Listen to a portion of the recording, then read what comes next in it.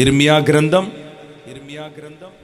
31వ అధ్యాయం 16వ వచనం.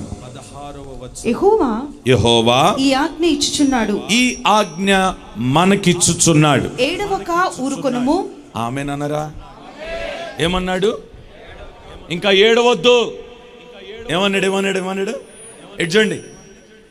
ఇక ఏడవద్దు, ఊరుకొనుండు. పిల్లలు ఇంట్లో ఏడుస్తారా? రేయ్ ఇంక ఏడు పాపే అంటమా? ఇప్పుడు సీరియస్గా దేవుడు మనతోనే అంటున్నాడు, ఇక ఏడు పాప, ఊరుకొనుండు.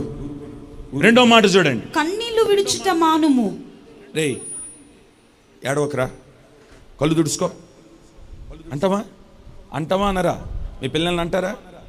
ఇప్పుడు దేవుడు మనల్ని అంటున్నాడు, ఇంకేడవకు, ఊరుకొనుండు, కన్నీళ్లు తుడుచుకో. ఆ తర్వాత నీ క్రియ సఫలమై జనులు శత్రువుని దేశంలో నుండి తిరిగి వచ్చెదరు. 3 సార్లు ఆమేన్ చెప్పండి, గట్టిగా చెప్పండి.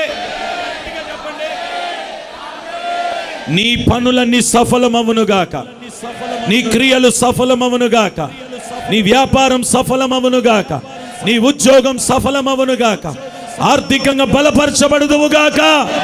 ఇంకా ఏడవద్దు. నేను అటు వరకు ఏడ్చినాం, ఏప్రిల్ నెల అంతా ఏడ్చినాం.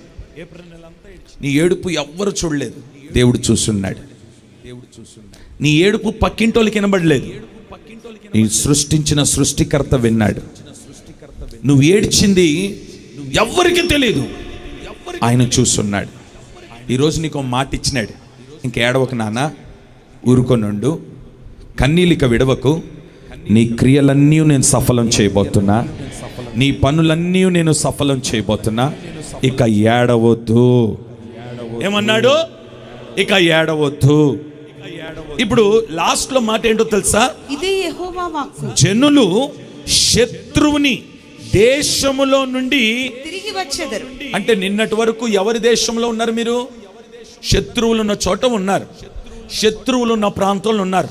నిన్ను గాయపరిచే వారి దగ్గర ఉన్నావు, నిన్ను కన్నీళ్లు పాలు చేసిన వారి దగ్గర ఉన్నావు, నిన్ను ఏడిపించిన వారి దగ్గర ఉన్నావు, నిన్ను నవ్వు లేకుండా నిన్ను అనగత్రొక్కే వారి దగ్గర ఉన్నావు, నీ వ్యాపారాన్ని దెబ్బకొట్టిన వారి దగ్గర ఉన్నావు, నీ ఉద్యోగాన్ని పాడు చేసిన వారి దగ్గర ఉన్నావు.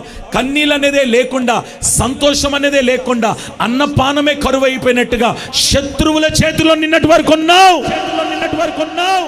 నేను ఈ రోజు నేను ఆ దేశంలో నుండి తిరిగి రప్పించబోతున్నాను, విడిపించబోతున్నాను, సంతోషం కలిగే దేశంలోకి నడిపించబోతున్నాను. పాలు తేనెలు ప్రవహించు దేశంలోనికి నిన్ను నేను తోడుకొని రాబోతున్నాను. అక్కడ కరువు ఉండదు, అక్కడ ఏడుపు ఉండదు, అక్కడ కన్నీరు ఉండదు, అక్కడ సమస్యలు ఉండవు. అక్కడ ఏముండబోతుందో తెలుసా? నీ పనులన్నీ దేవుడు సఫలము చేయబోతున్నాడు. ఆమేన్ చెప్పండి గట్టిగా. దేని కొరకు 2 అడుగులు ముందుకేస్తున్నావో ఈ మే నెలలో 4 అడుగులు ముందుకు వేయించబోతున్నాడు నీతో. ఆమేన్. కొన్ని పరిస్థితులను బట్టి 2 అడుగులు వెనక్కి కేసినావు, అమ్మో ఏం జరుగుద్దో అని కాదు. ఈ నెల 4 అడుగులు ముందుకేస్తావు నువ్వు. నీ క్రియలన్నీ, నీ పనులన్నీ దేవుడు సఫలం చేయబోతున్నాడు. కంగారు పడ్డాడు ఎలియాజర్, నేనా అక్కడికా? అబ్రహాం అంటాడు, ఎవరి సన్నిధిలో నేను ఈరోజు నిలబడ్డానో ఆ దేవుడు నీ పనులన్నీ సఫలం చేయబోతున్నాడు. వెళ్ళిపో ఎలియాజర్.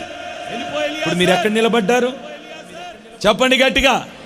అదే దేవుడు, నేను ఆరాధిస్తున్న దేవుడు, నేను ప్రకటిస్తున్న దేవుడు, మనం నమస్కరించిన దేవుడు నీ పనులన్నీ సఫలం చేయుటకు ఇప్పుడే ఈ క్షణమే నీతో కూడా బయలుదేరి వచ్చునుగాక. నమ్మితే గట్టిగా మేము చెప్పుకోండి.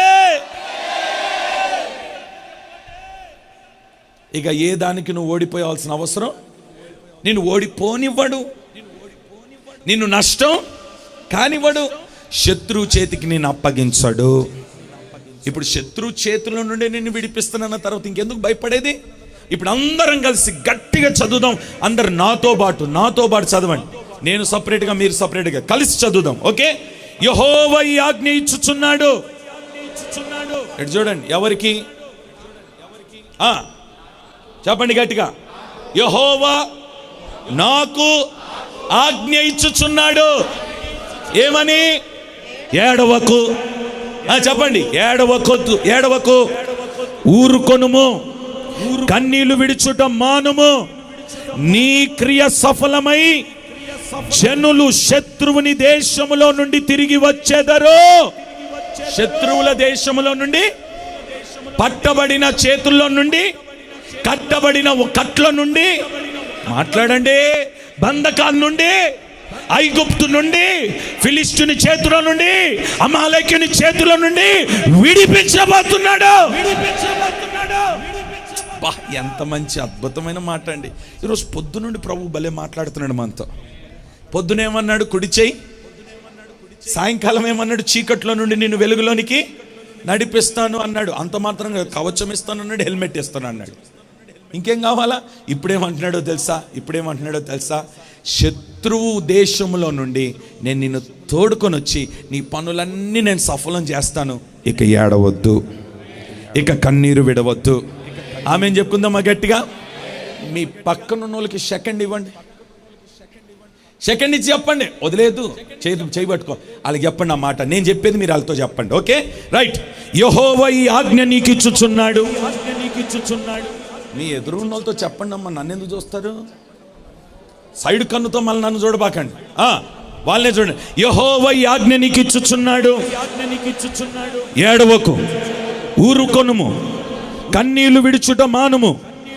నీ క్రియ సఫలమగును, నీ పనులు సఫలమగును. జనులు అనగా నిన్ను శత్రువుని దేశములో నుండి తిరిగి రప్పించును. శత్రువుల చేతిలో నుండి నిన్ను విడిపించబోతున్నాడు. చెప్పండి అన్నమాట. బంధకాల నుండి విడిపించబోతున్నాడు, గొలుసుల నుండి విడిపించబోతున్నాడు, సాతాను చేతుల నుండి విడిపించబోతున్నాడు. నిన్ను ఆర్థికంగా బలహీనపరచబడిన దుష్టుని చేతిలో నుండి నిన్ను విడిపించబోతున్నాడు.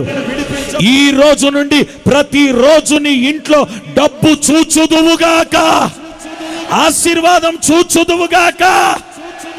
ఎక్కడి నుండి వస్తాయో నీకు తెలియదు. ఏంటి అయ్యగారు డబ్బు ఎక్కడి నుండి వస్తుందండి? నీ కొరకు దాపెట్టినాడు, ఇప్పుడు తీస్తాడు బయటికి. ఎలా వస్తుందో నీకు